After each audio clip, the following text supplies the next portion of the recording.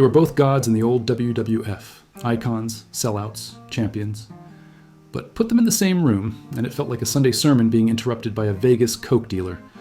Bruno Sammartino and superstar Billy Graham weren't just opposites. They were natural-born enemies. One stood for legacy, the other sold it off for parts. One saw wrestling as an oath, the other saw it as a payday. And once Vince Sr. gave the gold to Graham, that wasn't just a title change, that was heresy.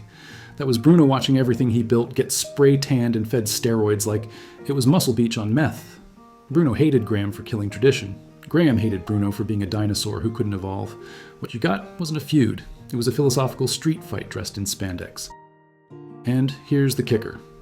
This wasn't a worked rivalry that sold tickets. This was real backstage murder glare stuff. Passive-aggressive press quotes, public betrayals, a Cold War fought with microphones and bitterness. No punches thrown, but plenty pulled, just not from the mouth. This is the story of how two of wrestling's biggest legends couldn't stand to breathe the same air, and spent 40 years trying to bury each other deeper than they ever buried anybody in the ring.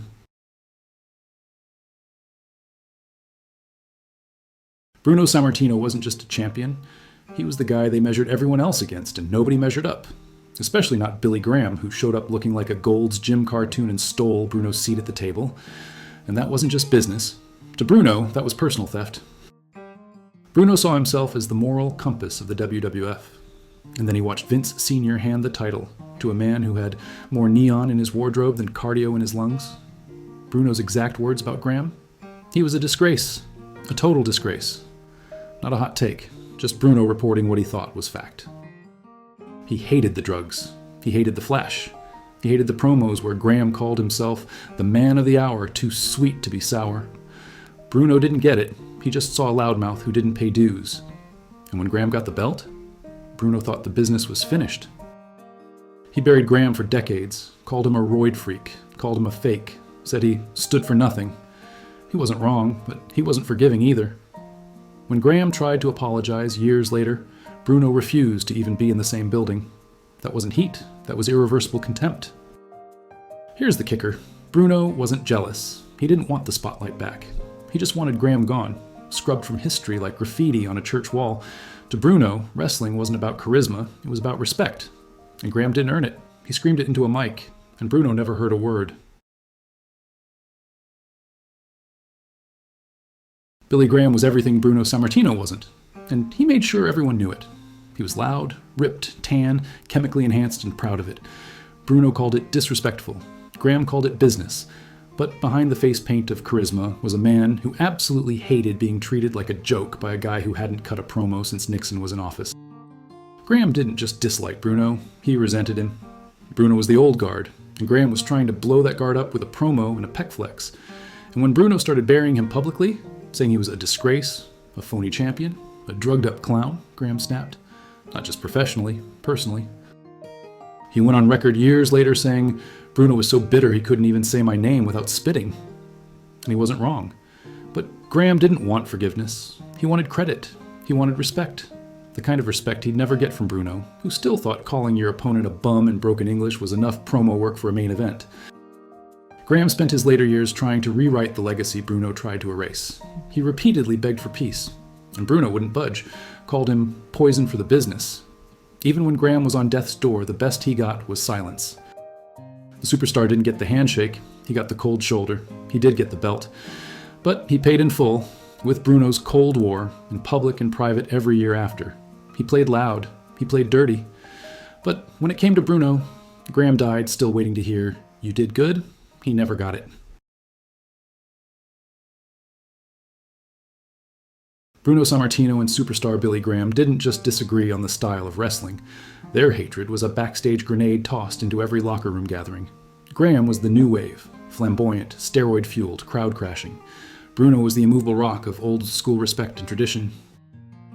The title switch in '77 was the match that lit the powder keg. Vince McMahon Sr. gave Graham the belt, and Bruno took it personally like a heart attack. Graham wasn't just stealing a championship, he was stealing Bruno's legacy. Bruno made it known in no uncertain terms, on air and off jokes, that Graham was a phony and a disgrace to the sport. There were whispers of Bruno refusing to work shows where Graham was on the card, turning the locker room into a minefield. But it wasn't just words. The two clashed hard in interviews, trading savage barbs that felt less like promos and more like personal attacks. Graham called Bruno stuck in the past, jealous, and a bitter old man. Bruno shot back with, "Graham stands for nothing but juice and flash." One of the most infamous moments came when Bruno refused to appear on a card that was headlined by Graham. Vince Sr. had to personally step in and smooth things over, but the damage was done. The locker room was split, tensions were sky high, and the old guard versus new guard fight was no longer behind closed doors. This wasn't just wrestling politics. It was a full-blown cultural clash with egos sharp enough to draw blood. And with steroids fueling the superstar's ego and Bruno's unshakable pride, there was no middle ground. The heat stayed icy cold for decades, with no real reconciliation. Every public shot Graham took was met with a cold silence or a withering glance from Bruno. In the end, this wasn't about who held the belt, it was about who held the soul of wrestling. The 1977 title switch. Bruno's crown goes to a bodybuilder. Bruno did not want the title to go to Graham. He was pushing Ivan Koloff, or a more respectable heel, to carry the belt. But Vince Sr. handed it to Graham, a loud, flamboyant, juiced-up freak in Bruno's eyes. Bruno, quote, "He was a disgrace to what we built. That wasn't wrestling. That was day one of the war." Bruno, refusing to work with Graham in later years. During multiple reunions, charity shows, and HOF events, Bruno would outright decline if Graham was involved. In private, he referred to him as a clown, a fraud, and a stain on the business. Graham, I tried to shake his hand and he turned his back on me. I'll never forget that. The steroid fallout, Bruno testifying, Graham imploding. Bruno testified in front of Congress and media against steroids in wrestling. Who was the face of that crisis?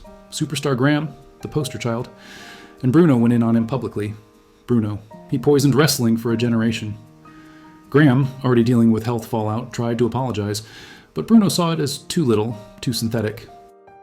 The Hall of Fame. Slap in the face, 1990s, 2000s. When the Hall of Fame discussions came up, Graham wanted in. Vince brought him back. Bruno didn't. He refused to be inducted into any Hall of Fame while Graham and other steroid-era guys were glorified. Bruno, I won't stand on a stage with liars who took shortcuts. Graham's final years. Still begging for approval. Even during his final illnesses, Graham would mention Bruno, hoping for a sign of peace. Bruno never gave it. In interviews, he still buried him. That's not business, that's pure, cold, stubborn hate. Graham, 2012. I just wanted him to say I mattered, but he never did. These weren't two legends who drifted apart. These were two men locked in a moral war, and neither blinked.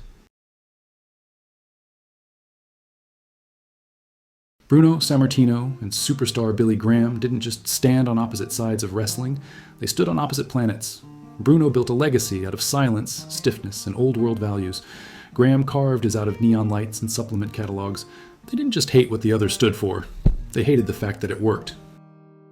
Bruno couldn't forgive a man who treated the sport like a disco stage, and Graham couldn't stomach a man who saw his entire career as the beginning of the end. In the end, they were two men buried in championship gold, but chained to each other by venom. No one tapped, no one hugged it out, no one gave the other what they wanted, respect. Bruno died still disgusted. Graham died still waiting for a compliment. That's not a feud, that's a grudge carved into wrestling's Mount Rushmore. So next time you hear someone say it was just business, remember this. Business doesn't leave you bitter on your deathbed, staring at the ceiling, still pissed off at a guy in Pittsburgh. This was no storyline. It was a cold war with no survivors. If you want more real-life shoot hatred from wrestling's darkest corners, slam that like button, drop a comment, and hit subscribe. We dig up the dirt your nostalgia tried to bury. This channel doesn't do myths, we do the receipts. Thanks for watching.